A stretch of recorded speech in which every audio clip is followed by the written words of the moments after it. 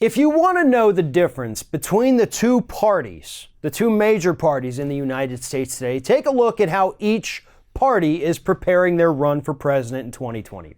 You have Democrats on one side who are tripping over each other, trying to come out with new policies and new proposals and new plans and new platforms to show the American public how much they care and what they want to do to make their lives better. And I don't say tripping over themselves in a bad way. That's how crazy it is over there with them coming up with these new and wonderful policy proposals. We're getting overloaded with policy, and I love it. We have needed that for so long. And then you take a look at the Republican side. So what's Donald Trump doing to gear up, to get ready? You know, young, vibrant man, how's he preparing for the 2020 presidential election?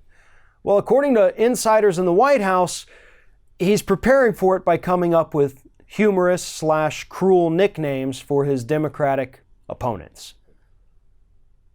That is according to people inside the White House. That's what Trump is doing each day. He's sitting around, thinking as hard as he can, trying to come up with some kind of clever little nickname for every Democrat that he's running against. And we've already seen he likes to call Elizabeth Warren Pocahontas, and he likes to remind us that he calls her Pocahontas.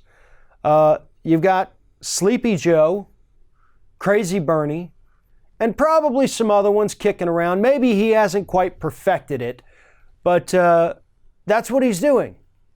He's trying to come up with silly nicknames. And according to the insiders at the White House, this is a direct quote from them, Trump believes that if you can encapsulate someone in a phrase or a nickname, you can own them.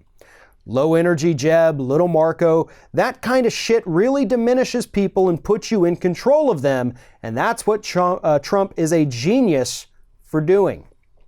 Another source in the White House doesn't necessarily agree. That source says Trump has a very bad sense of danger. What the second source is talking about is, yes, confirming that Trump is spending all day thinking of stupid nicknames, but that he's focusing on the wrong thing and he thinks he's totally safe. He doesn't think any of these Democrats can beat him. So he's not worried about coming up with any kind of good plans or policies or talking points. He just wants to make them look stupid. Now, here's the thing. Trump's lying and his nicknames and his, horrible personality actually did serve him well in 2016.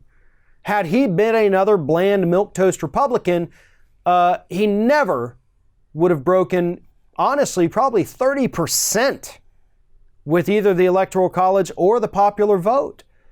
It was his crass disgustingness that some of those far-right people latched onto. And even the moderates at the time said, yeah, he's like this, but I believe he'll do these things. Well, here we are coming into 2020 election time. He still has those far-righters who like his disgustingness. But then the moderates who said at the time, oh, well, I don't like the way he is, but he wants to do these things, which I like. Well, now he hasn't done those things, and those people know it. And now they're getting even more agitated with the way he behaves. And they don't like it. A majority of people in this country, vast majority actually, do not like the president's behavior. They do not look at him as a role model. They do not think he is a good influence on children. They flat out don't like it.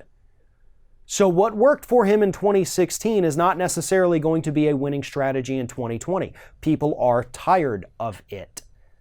Yeah, your base will never get tired of it. You don't ever have to worry about that. But literally everybody else, 70, 80% of this country, yeah, we don't like it and we're not going to buy into it. We like the folks over on the left-hand side of the aisle giving us policies that are actually going to help American citizens, that are actually going to give us health care, give everybody health care. That's what we want. We don't want a president who sits around all day tweeting about Fox News, thinking of stupid nicknames to call his opponents. Why? Because everyone in this country who's of legal voting age is technically an adult, and I would wager that every single one of us at this point is more mature than the President of the United States. Thanks for watching, everybody, and don't forget, if you like what you see here, like, comment, share, and subscribe to our channel. And now you can also become a member of Ring of Fire and get exclusive early access to certain Ring of Fire videos all throughout the week. Just click on the little join button right below the video.